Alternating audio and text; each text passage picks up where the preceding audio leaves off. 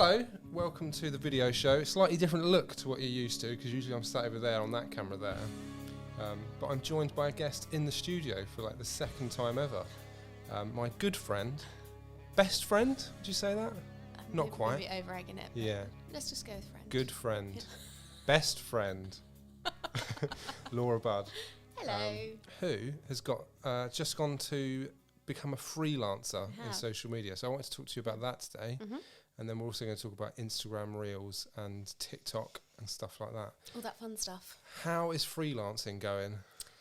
It's going good. It's not easy, which I didn't expect it to be easy. But it's fun. It's good to have that creative freedom. It's good to sort of be working on your own terms and doing exactly what you want to do. So yeah. What made you want to become a freelancer rather than sort of go back to employment?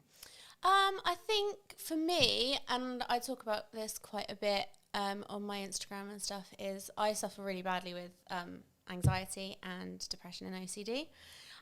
So don't get me wrong, like I've had some great jobs over the last few years, and I've always been in standard normal employment since I left uni. But I just got to a point, I think, where I wanted to be more free with my time and free with what I actually want to work on. So having clients within industries I actually care about, and producing content and work for them. Yeah. I've noticed already, like you've only been doing it a few weeks, but like the stuff that you're doing, it's like, oh yeah, that's right up your alley. Yeah. So it'd be interesting to see what other stuff you end up working with. Yeah. 'Cause I kind of think I've got a feeling you'd be working with similar businesses. Yeah. So like, because you're very passionate about it. I think that's really good. Yeah, so my first client that I've got is Local Zero, which is a local refill shop. Is that just local to Andover? It is at the moment, yep. So they deliver, they're based in Stockbridge, and then they deliver, I think it's within 20 miles, and then their shop is based in Way Hill. Yeah. So at the moment, it's local. I think I know where that is. So the fairground. Yeah. Because it used to be another refill shop and it's been taken over. Yeah, nice. But obviously we've talked about this quite a few times, like environment and stuff like that. Yeah. So I enjoy creating the content because I'm passionate about It's it. kind of like, it's a frustrating thing, isn't it? When you, like, I've got another podcast where I talk about this, but it's frustrating. You go to the supermarket and you buy loads of stuff and it's all covered in plastic. Mm-hmm. And it's like, what do I do with all this plastic? Like immediately after you take it home, it's like it goes straight in the bin. Yeah. So it's so frustrating. I was having a conversation actually with, so we had a launch event for the shop last weekend and I was there doing all the Instagram stories and stuff. And I was talking to a friend of mine and I was like, it's so frustrating because like, obviously we're both vegetarian. So we're like, oh, we're doing such a good thing for the planet, right? And then you buy the vegetarian food and it's all in plastic. Yeah. You're like, oh, I can't win. But I think it's just about doing what you can, isn't it, really? But Yeah, I just want to buy stuff that's like, because I'm vegetarian as well, and then the plastic's like biodegradable. It's like plant-based or something, and I'd be so relaxed about it. Yeah. But yeah, like you said, like you have anxiety and stuff. Does that make you Environmental anxiety, yeah. It freaks me out. Yeah, climate anxiety. I think it's quite common as well. Yeah. But at the end of the day, I think if you're doing as much as you can, Yeah. there is only so much you can do. Like for instance, obviously, you can use a refill shop or whatever, but realistically, electric cars are super expensive, so I'm still going to have to drive to the refill shop in my petrol car. Yeah. Like it's balance. Like making new electric cars is bad for the environment. Exactly. And just basically anything you do is bad for the environment. Living is bad for the environment. Yeah, overpopulation. So it's really frustrating. Yeah. But yeah, I think that's the thing, isn't it? Like if you're doing something in your job or you're working for somebody or a company that aligns their values with you, it's so much easier to sort of produce that content and write about it because you're like, actually, I feel like this is really important. So yeah. In terms of that content, that's something we've spoken about in the last few weeks. Was I feel that with that kind of stuff, like there's not enough knowledge around what's out there. So in terms of like the shop that you're working with, it's kind of like I asked you like, can I go and bulk buy rice? Because that's how I buy my rice. Is like I like to have a lot of rice in the house, not just rice, also like pasta and chopped tomatoes and stuff. I especially like to bulk buy the food that won't go off immediately. Yeah, so I was like, I'd feel bad about going to the shop and just like buying all of the rice. So like, I think there's lots of questions around that, and not just that, because I think that's just sort of me being stupid, but like, there's lots of questions about that put people off walking in because it feels intimidating, and anything like new can be intimidating. So the more you get that message out there, the better. So how are you doing that with like Instagram Reels? 100%. So I think the main thing to focus on with this is that they're also an online shop. So if you wanted to order it, they deliver in their electric vehicle, and then they will provide the tubs, and then when you order again, they'll take the tubs and refill them. Nice. So if you did want a kilo of rice, I've got 5 kilos of rice. I don't know why I'm surprised. Then that will last me ages. I'm not greedy. Yeah. No, it's good. It's good because it means you're not making multiple trips or making multiple orders. So actually, it's very friendly, economical. So you can do it that way. Or I think the good thing about a refill shop, and this is what I want to focus on now coming up to Christmas, is that you can go to the refill shop and be like, right, I'm making a Christmas cake or I'm making a Christmas pudding. I only need this amount of each ingredient. Right, So say you wanted, I don't know, mixed spice. Like when else during the year are you going to use it? So if you only need 25 grams, you go and get that, and there's no waste. Comes in little paper bags if you're doing the little shovels and putting them in the bags and then weighing it and paying per gram. So I think that's what we've talked about, sort of focusing in the next few months, because that's clever, people do so much baking and home cooking around Christmas. Yeah, and then like you only find it when you move house. Like when this flour's been in the back of the cupboard for 10 months. And there's like bugs in it. Yeah. So I think that's something that we're going to start focusing on. That's really clever. I like that idea. And I think also it takes away that intimidation of like, you're saying you're worried about going there and like piling up on loads of stuff. Other people might be worried, if I just go in there for like a bit of olive oil, are they going to be like, this? But no, just walk in with your bottle, refill it, buy it, it's fine. And like everybody that works for them was obviously really friendly and passionate about the same stuff. So, and they're always willing to help as well. Because I think I'm really passionate about it, but I'm intimidated by it because I don't know. There's not enough information out there, and it's like we said before about, like you said, you recycle your foil, but like you take that to somewhere to do it, and I'm like, oh fuck, where would I take that? Yeah, so it's just information. It is information, and things like it's difficult because things like foil.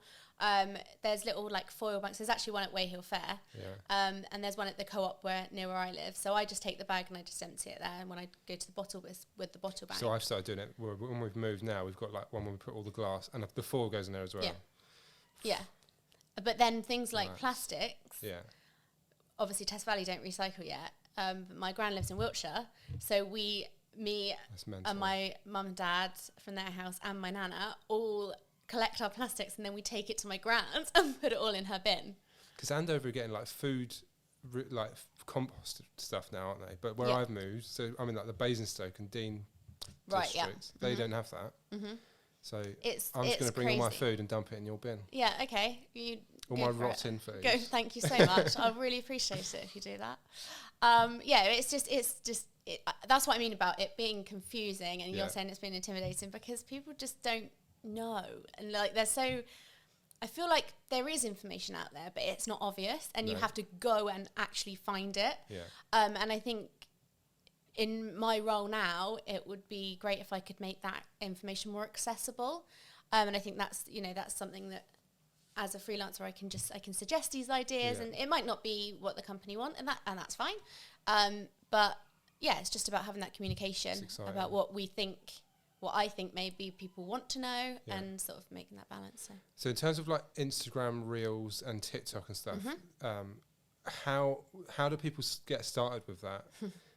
Like, is it something they can do themselves, or should they just bring someone like you along to do it? You can do it yourself. Absolutely fine. But it is quite time consuming. I think that's the thing that people find with, especially sort of creating reels for their business and stuff. This is where I sort of want to bridge that gap. If you've got a small business, you're every single role, right? So if you bring someone in to solely look after your social media, that's one less thing you've got to think about. creating reels, so for instance, if I was doing like a day in the life reel or a behind the scenes type reel, I'm going to be filming most of the day, and then it's probably going to take half a day-ish to edit and get perfect before sending it to the client to sign off. So from my perspective, obviously I'm going to say, no, just let me do it. But you can do it yourself. But from a time perspective, I think it's helpful to have somebody come in. So from my point of view, I've been trying to do behind the scenes stuff for years. And literally, I just think if I just said to you, follow me around and do it for me, it'd be so much easier. So it's so I can get on with my work. Yeah, because you're doing your job already. Yeah. You don't want to be thinking about, I'm also trying to do a behind the scenes of myself whilst doing the work.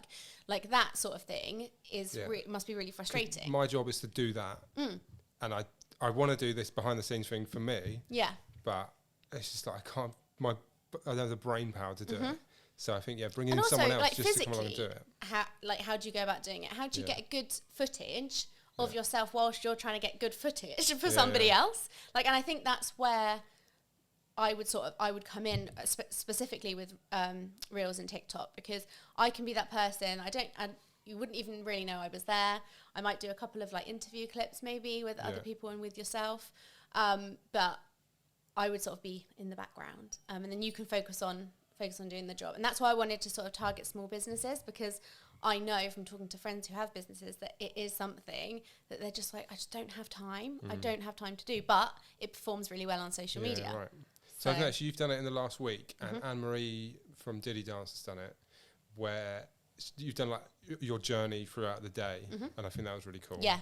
So obviously I've only been doing this for a couple of weeks, but that is my best performing reel, and I think I've done about 4 or 5, and that got over 1,500 views I think within the first couple of days, and that was just a come with me to my first client event.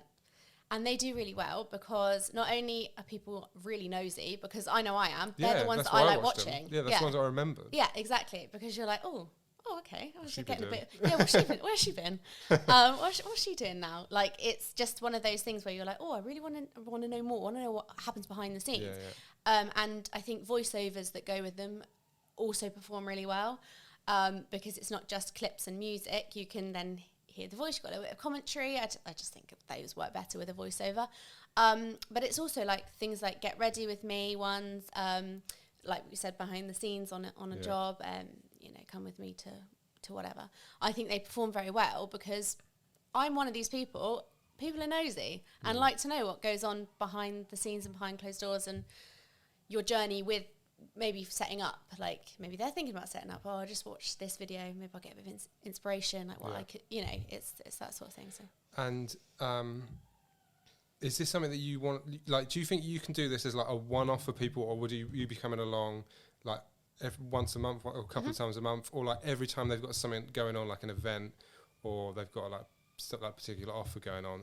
Is that when you sort of want to jump in and do that? Yeah, so obviously it can be a one-off. If you're only planning on having like one event, in that year or whatever, and you really would like a TikTok made of it, or a reel made of it, or even multiple made of that content, that's fine. But I think for reels and TikToks, consistency is key. You need to be uploading all the time. So for me, I would say, right, so let's come up with a list of ideas of reels and TikToks that we want to do for each month, and then sort of build it into the social media schedule. And at the moment, and I've talked a lot about this with clients that I've got coming on, reels and videos this perform so much better than images, because of the way the algorithm is now. If you look at the amount of likes you'll get on a picture compared to a video, it's ridiculous. So people have even started uploading just pictures as in the real format. Right, just to get them seen. Just to get them seen. Wow. So, I mean, you could do that. Like that wouldn't be something that you'd necessarily need me to do, you know. But if you put it with a trending sound and as a video, it's going to get seen. From my point of view, I just think it's so much easier to get someone to do it, because, like as we just said, like it's just you've got to get on with your job. So just get someone in. Yeah. Even like every now and again to get you a load of content to put out. Yeah. I think that's worthwhile. I think it's also, it can be a bit of a minefield for people. Like, it can be a bit daunting. if you sort of set up a TikTok account or you start posting reels on Instagram and you look at, there's so much content. It's so, I don't want to say saturated because that's not really fair because people can still get seen. But I think 3 years ago, when it was sort of in its infancy and it was only sort of kids that had it, and then obviously everybody got it through lockdown. I think if you'd been on that cusp in 2020 of when it went crazy, you would be flying now. So it is difficult. I'm not saying it's easy to break into TikTok, but it's all about knowing the sort of strategy and finding that and jumping on the sounds when they're trending because that's what gets the views. And the hashtagging as well. It's weird. Like, I've had so many conversations on the video show with people about TikTok over the last few months. So it shows how big it is becoming. And it's from people that are doing well on it as well. And like, why are they doing well?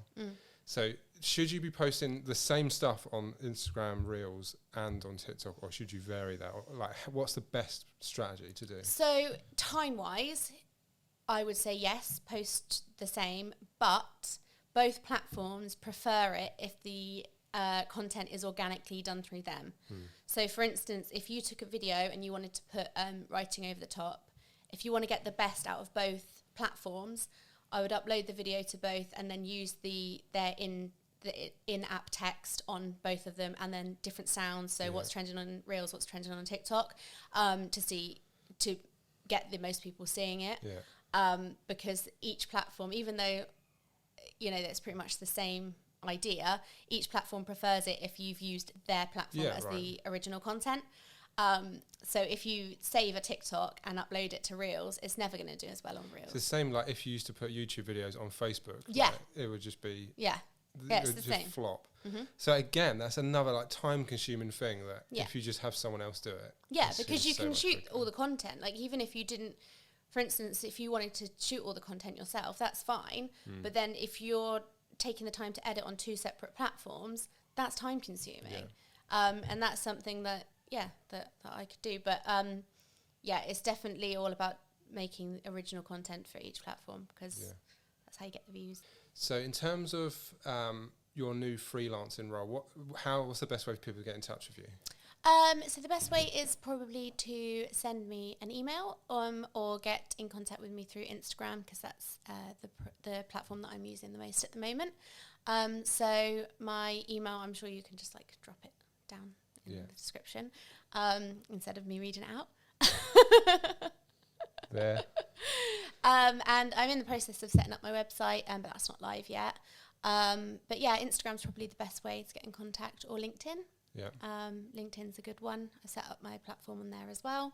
If anybody's it's good looking. that you're using that app that you're trying to sell your this is what I do. Find me on there. You're already doing things right. Well done. Thanks. I'm trying. You don't need me to tell you that. Cool. So another thing that we've worked on together for the last probably how long? 10 months? Yeah, we started writing it 18 months ago. Oh, okay. Nearly 2 years ago. So straight after the what's it called? Deception Point. Yeah.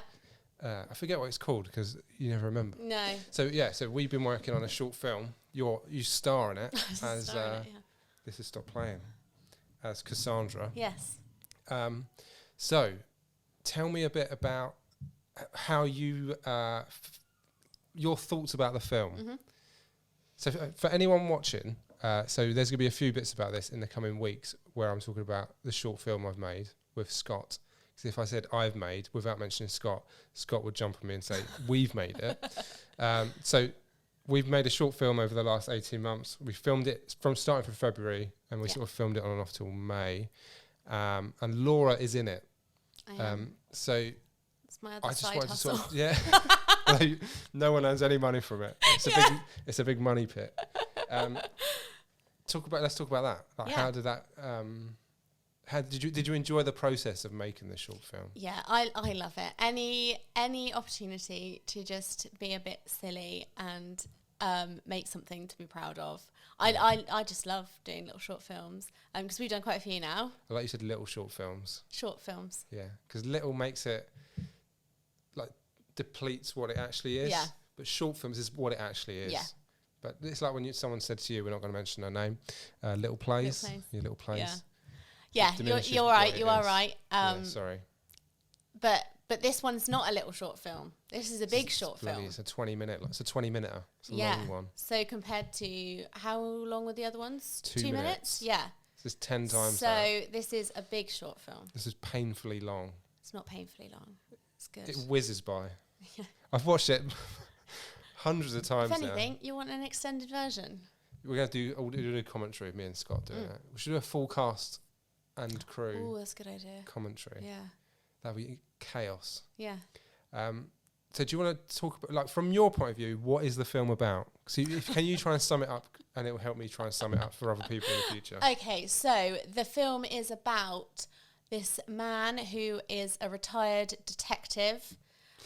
He was quite a big shot back in his day. One with the ladies. Yeah. And he sort of reclused into himself. And he gets married to a much younger lady. It's you. Myself. And she's awful, I think. She's horrible, isn't she? Yeah. She treats him terribly. But he treats her terribly. Yeah. It's an awful marriage. It's a terrible marriage. It's a marriage of inconvenience. It really, That's really good. is. A marriage of inconvenience. Rename Yeah. the film. The poster's already done. Too late. And then these murders start happening again that he had been investigating in the 80s. And every murder victim has a glasses and moustache drawn on them. Yeah. He's got to solve it. And he has to solve it. You're lovely. Will he come back into the police force to solve these murders? Well, what's what people will have to find out when they see it. Exactly. So we've entered it into a number of film festivals at the moment. And also there's overall in your family, there's 4 members. We're counting Tom as a member of the family. 4 members of your family. Yeah, I just recruit people. Yeah. I say, would you like to come along and party in a village hall? They're quite big roles as well. Yeah. 'Cause Amy is The dead body. the dead body, Yeah. the main Victim. dead body. And then your dad is governor Yeah. of the police, like chief policeman. Yeah, he loves it. Yeah. He loves it. I think it was just Both it's just fun. non-speaking roles, but Yeah, but vitally vital important. to the plot. Yeah, they love it. I just like going around. I just say, do you want to do this? And they don't really have a choice. I just say it'll be fun, and it always is. Yeah. Because Amy's done a role before in one of the short films. Yeah. She had a line in that. She did have a line in that. So I Well, she don't had know, one it's word just- in that. It was no. Oh yeah, no. But we are quite a dramatic family, performing family. So it doesn't take much to persuade them Yeah, to that do was it. good. I appreciate Tom, it. on the other hand, But he did really well. he did. He's not a performer. He's an accountant. He's an accountant by trade. Yeah, by trade. That's not code. He really is an accountant. He isn't a performer, but I just drag him along to do these silly things, and I think he really enjoyed it. He did a great job. Yeah. Threw himself into it. Yeah. Was dressed as Captain Jack He Sparrow. was dressed as. This is like Captain Jack. teasing what the film is for people because they're Yeah. like, what the hell is this It about? sounds crazy. It is mental. 'Cause it It's is. crazy. It's just weird. But I think I like that. Yeah, That's I good. love it. I think it's great. I think it's that sort of humour. It's quite dry, but also there are just really silly bits in it, and I think that sort of sums up our humour really. Yeah, because I think you get the humour. I think Yeah. that mine and Scott's sense of humour, Mm-hmm. and I think it's really cool.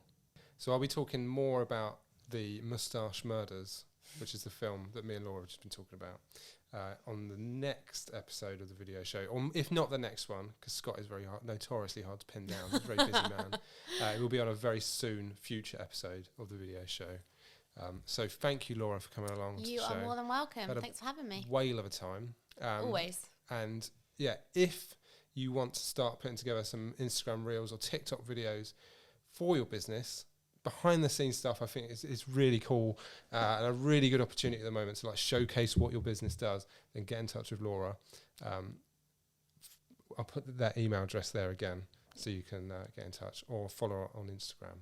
Thanks a lot for coming along. You are more than welcome. Thank you Appreciate so much. it. Welcome back anytime. Thank you. Cheers. Loved being here. Thank you. Goodbye.